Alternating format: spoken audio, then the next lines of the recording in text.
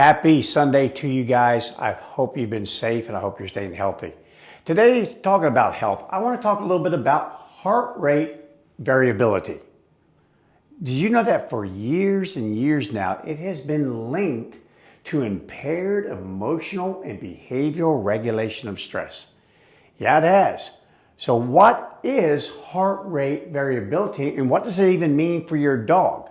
Well, first of all, just in short, it's the physiological phenomenon. Notice I used the word phenomenon, meaning we don't know exactly what causes it. We are getting a good grasp as to how it affects both humans and now most recently dogs, but we don't know for sure what causes it. But it is the physiological phenomena of variation in the time interval between your heartbeats. So did you realize that when your heart goes beep, beep, beep, beep, beep, that's actually kind of bad? I always thought it was good. It's supposed to go beep, beep, beep, beep, beep, beep, beep, beep. So right here, so I did my best to draw it. And this little red lines here is that little time increment, that little time interval suddenly between the rhythmic beating of the heart. And wow, that little thing right there has big consequences. As a matter of fact, in the last few years in the Applied Animal Science Journal, you can find many studies, and also in the Canine Veterinary Journal, that now are starting to show that dogs with a bite history has significantly lower heart rate variability. So let's just kind of dive into that because that can be a little bit confusing. So to help you out, I'm going to draw a big plus here and a negative here. So meaning if you have a lot of this skipping little spaces here, a lot of this variability, meaning beep, beep, beep, beep, beep, you have that, that's a good thing. It's a really good thing. In fact, the reason why they're thinking, without going into super big detail, is that they believe that this is being caused by the parasympathetic nervous system. And that's the thing that slowly, or will try to quickly actually, lower your heart rate when you're under high stress. It'll try to bring the heart down, slow you down. You know how that goes. Take a deep breath, count to 10. You can think more clearly when that's happening versus when you're high level of stress and the heart's just going boom, boom, boom, boom, boom, boom. No variability whatsoever. So that being said, a high heart rate variability, a high one, is good. It leads to proper emotional regulation. Wow, really important with our dogs. Proper emotional regulation. Decision making, another good important clue or trait to have. And your attention, which is vital for training and also paying attention. Is that a threat or is that not a threat? What are they doing? Pay attention to them. Make great decisions. Learn from the past. Learn what worked, what didn't work. Cost versus benefit, you name it.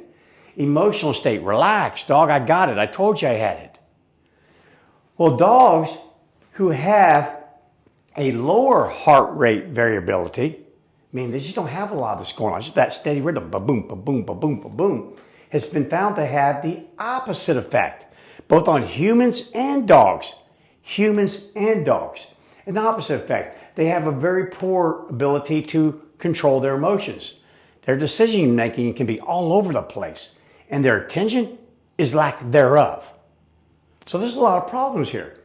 Plus, they've also found out recently that humans who have this, the low heart rate variability, make a lot of risky decisions. Lots of risky decisions. They're not weighing, because again, they're not thinking clearly, like over here. And also, they have higher anxiety. It only stands to reason. Your heart's beating all the time, you're constantly boom, boom, boom. Higher stress, more anxiety involved. But yeah, in these studies here, you have to dig into them. I'll put a link to these studies to see if you guys grab hold of them. But the biggest thing that they've noticed that all these dogs they've been studying over here and over in Europe, they have bite histories, meaning not like they were going to bite. No, they have already bitten. It's already been documented. All of these dogs, all of them had a significantly lower heart rate variability. So lower HRV. So that's really significant. It really is. We've known for years, there's a lot of physiological effects that can affect your psychological being. And this is one that's really, we're starting to delve a whole lot deeper into it from the canine point of view versus the human point of view. So now, going over here, what are we going to do about it? Well, a couple of neat things. Welcome to technology. We all have it. Been using it a lot lately, I tell you that much, on our computers, our phones, iPads, you name it. But did you know that they have biofeedback sensors that you can regulate or monitor, not regulate, but monitor your own HRV? So you can get a feel for how are you doing? And of course, this will be adjusted while you rest, and it will be adjusted as you have higher activity. But there's a range that's adjusted. And for dogs, they now have these sensors for dogs. And it requires some data to be entered in. How old is your dog? What kind of breed is it? What's its weight? Everything like that. Once you enter that information, it'll give you a general range. And these are collars that your dogs wear, kind of like if you had like an Apple Watch, for example, or one of these other watches like a Fitbit or something that gives you biofeedback. These can do the same thing for your dog. If you purchase one of these collars with all the monitoring systems that they have, you'll also be asked to purchase a subscription, which helps you monitor your dog's being. It monitors HRV. Really important, because this can be used to help you make proper decisions. For instance, if I have a dog with low HRV and I see it dropping and I have guests arriving in about the next 10 minutes, this may be one of those, to my own feedback, watching this, monitoring this through a device over a period of time, I might be able to predict when is best to try that desensitizing, that deactivation, that counter conditioning that I talked about in previous videos, and when not to. When not to. These things can tell you HRV. They can tell you your dog's temperature. Is my dog starting to become ill? Wow, starting to get a fever here. It can tell your dog's pulse. Wow, look at that heart rate. The normal range is this when I'm resting. This is my normal range when I'm undergoing an activity. That thing's going through the roof. Super stressed. Your dog's stress response is mobilized.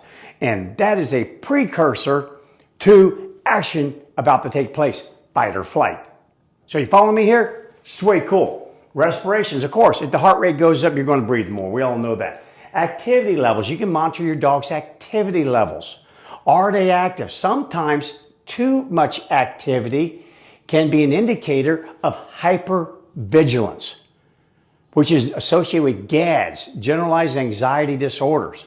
It can also be an indicator that I'm just stressed constantly. I'm moving about. I just can't get comfortable. It could be an indicator of pain. It will even monitor your dog's positions. So if they always lie in a certain position, it may be fine. And if they've done it for years with no pain and there's been no injuries, then that's maybe just how your dog likes to lie. But all of a sudden, they change positions. Now you have to think, why are you laying on your left side when you have always laid on your right side? There could be, and again, you take this with respirations, upper pulse, maybe temperature, activity levels going up or coming down, and now you can monitor your dog and see if they're becoming ill. You can even give this feedback to your veterinarian. And then calories. Yeah, okay, that's just really kind of keep your dog healthy there. But all of these, the most important things is if you can monitor these events occurring in your dog, these changes. Wow, knowledge is power. It could end up over a period of time. You're not going to notice it in just one day, but you will notice that if you monitor this, that there are some consistencies. When my dog goes off on people or tries to attack people or unfamiliar dogs, when we're on walks, if you get this information and you make good notes, good note keeping, and then look back for those consistent points, those consistent respirations, pulses, you name it, I guarantee you over a period of time, you will be able to more accurately predict when to take your dog for a walk, when to even do training. you'll be able to know, wow, where's my dog's wheelhouse?